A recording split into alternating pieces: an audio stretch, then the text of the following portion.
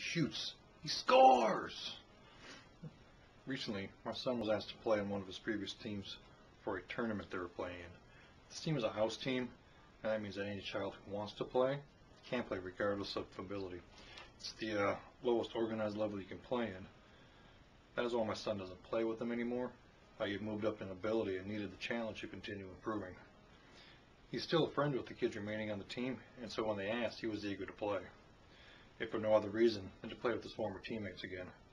We knew he would do well playing for that team, but he really played an integral part in his team advancing to the championship game. The first game they played in was against a team from Richmond. This game was a learning experience for my son.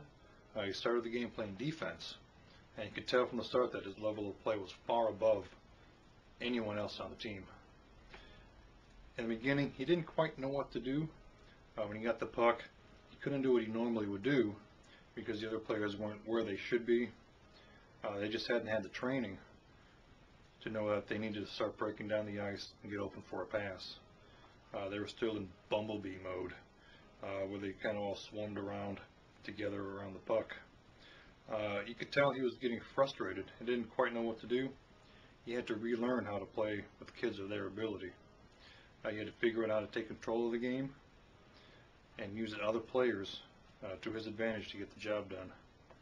At the start of the third period, trailing Richmond, my son moved up to forward. He normally plays there and was more able to control the game. He managed to score, but it was too late. Richmond won the game.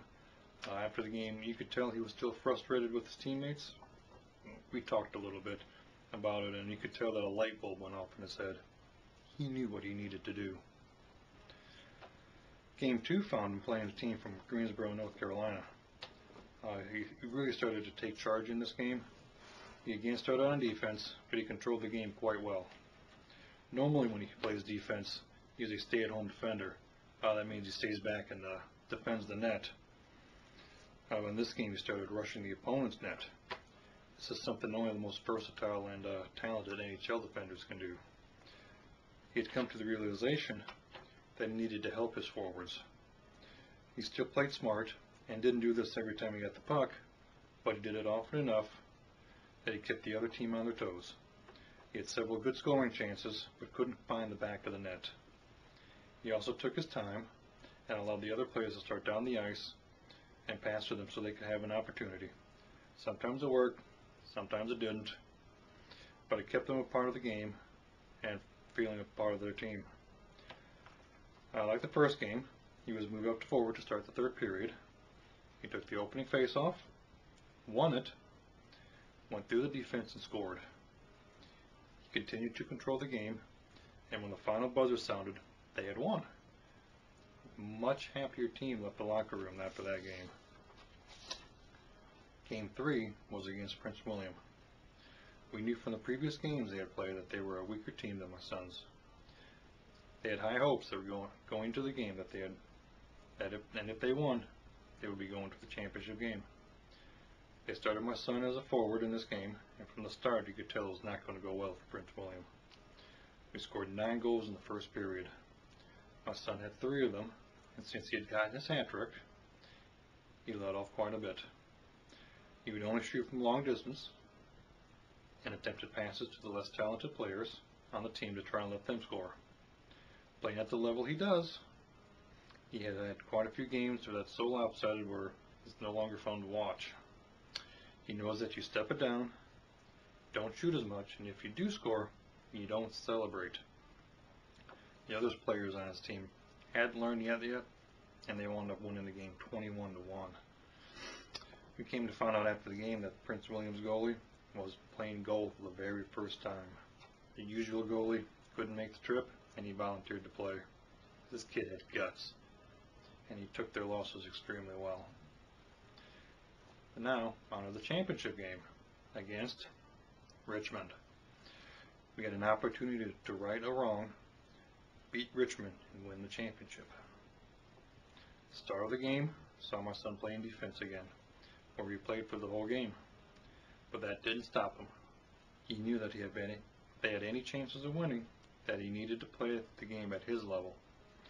Richmond hadn't seen him at his best in the first game, and they were in for a surprise. He shut them down defensively and took his opportunities on offense. This game was very tight and an even match going into the third period.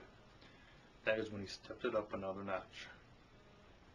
With his team trailing by a goal, he continually rushed the net, scoring not once, not twice, but 3 times to get another hat trick and put his team up by 2. Unfortunately, there was still time on the clock, and Richmond managed to score another 2 and prevent us from scoring to send the game into overtime. Hopes were high on the bench at the start of overtime. Unfortunately, they were dashed 30 seconds later. They fought valiantly, but Richmond scored to win the game. My son tried hard, but he couldn't do it alone. He needed his teammates.